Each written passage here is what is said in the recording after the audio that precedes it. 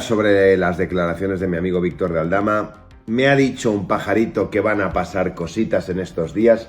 Hasta ahí puedo leer, obviamente. La nueva movida política que se está viviendo en España. Una situación que está generando polémica y no pasa desapercibida para nadie.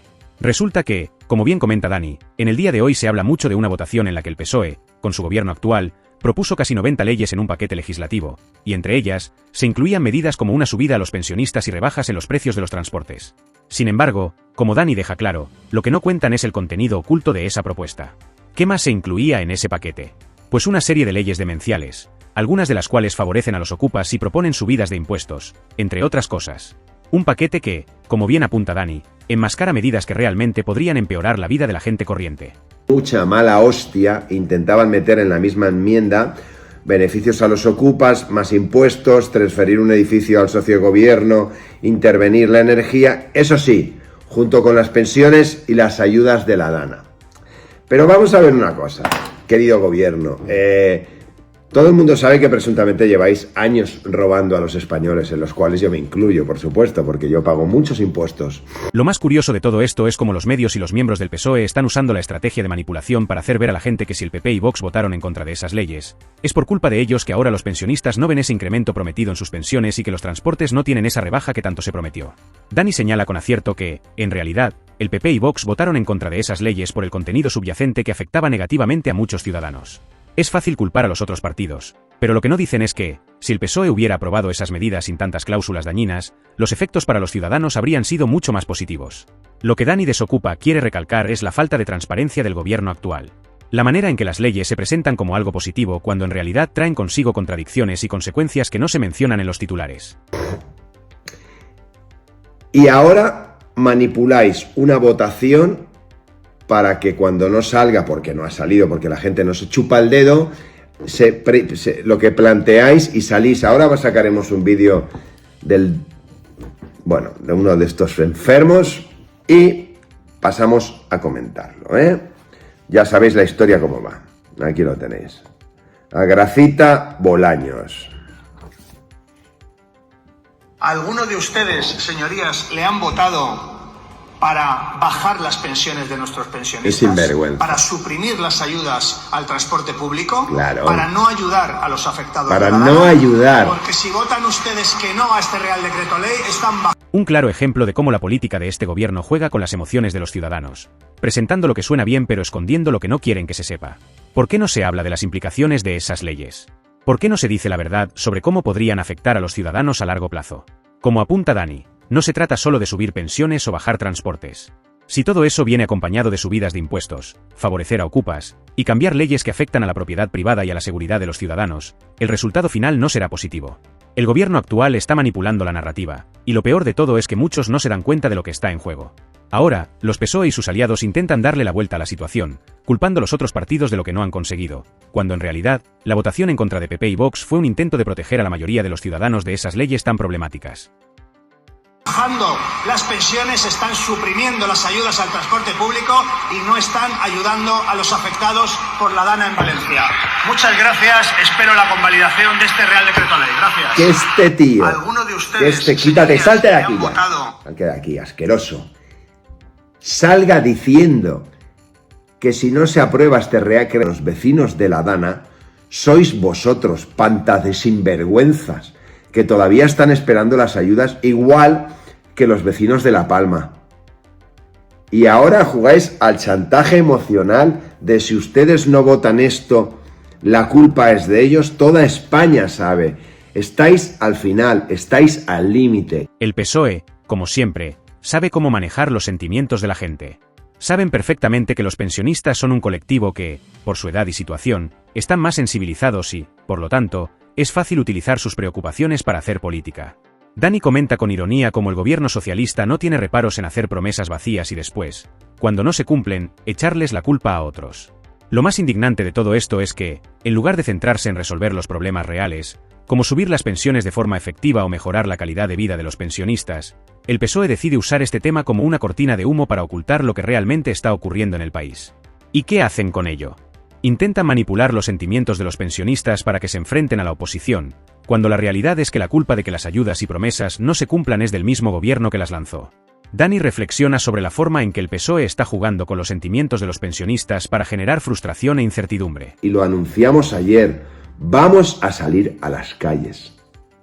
Vamos a salir a las calles en breve. Se está apuntando gente potente. Estamos hablando gente que no tenemos políticamente nada que ver. Y vamos a ir juntos como hermanos a protestar por todo lo que estáis haciendo hace años. Y vamos a ir juntos como hermanos a defender nuestras fronteras. Y vamos a ir juntos como hermanos y os vamos a sacar del Congreso. En lugar de ser honestos y transparentes con las medidas económicas que están tomando, prefieren recurrir al juego político y culpar a los demás partidos para distraer la atención de los ciudadanos. La manipulación de los pensionistas por parte del PSOE no es nada nuevo.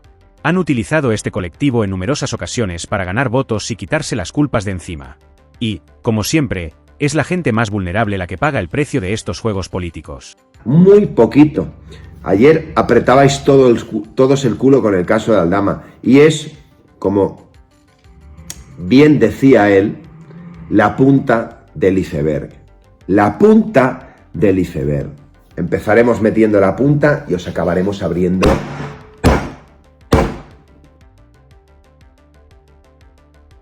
Hoy vamos a hablar de un tema que está revolucionando los titulares.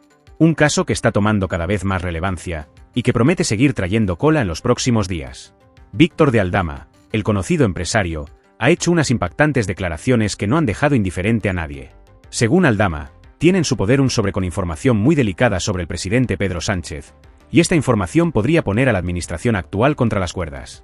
En un reportaje reciente, Aldama aseguró que un empresario había presentado el pasado 13 de enero una denuncia ante la Fiscalía, con pruebas de que Begoña Gómez y María Jesús Montero, personas cercanas al presidente Sánchez, tienen millones de dólares en cuentas en el extranjero. Porrazos como Dios manda. Familia, amigos, esta mañana mi amigo Víctor de Aldama acudía al programa de Carlos Herrera en COPE a las 9 de la mañana para ser entrevistado en una segunda ocasión, para hablar, la gente se pensaba que sobre todo del tema de los hidrocarburos de nuevo, pero para muchos, para sorpresa de muchos, incomodidad de otros. Esta denuncia sería una bomba que podría cambiar el panorama político en España si se demuestra la veracidad de las acusaciones. Pero no solo eso, Aldama ha ido más allá. En sus declaraciones, también ha afirmado que, debido a la gravedad de la información que posee, cree que Pedro Sánchez intentará matarlo o meterlo en la cárcel. ¿Por qué?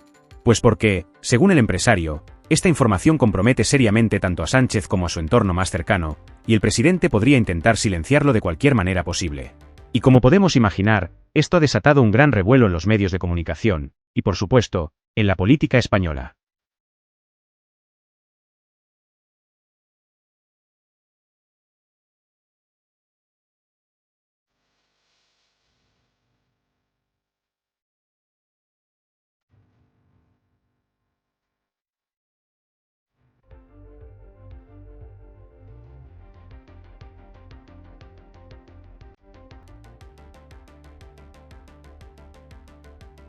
Sucedía lo siguiente, os enseño el vídeo que ya lo habréis visto todos y luego paso a comentarlo con vosotros.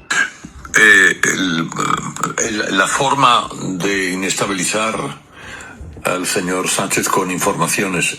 Me consta que hay una denuncia en Fiscalía en la que hay un listado con la señora Gómez, con cuentas en el extranjero por más de 6 millones de dólares. Y no solamente la señora Begoña Gómez, sino la señora María Jesús Montero también está en ese listado.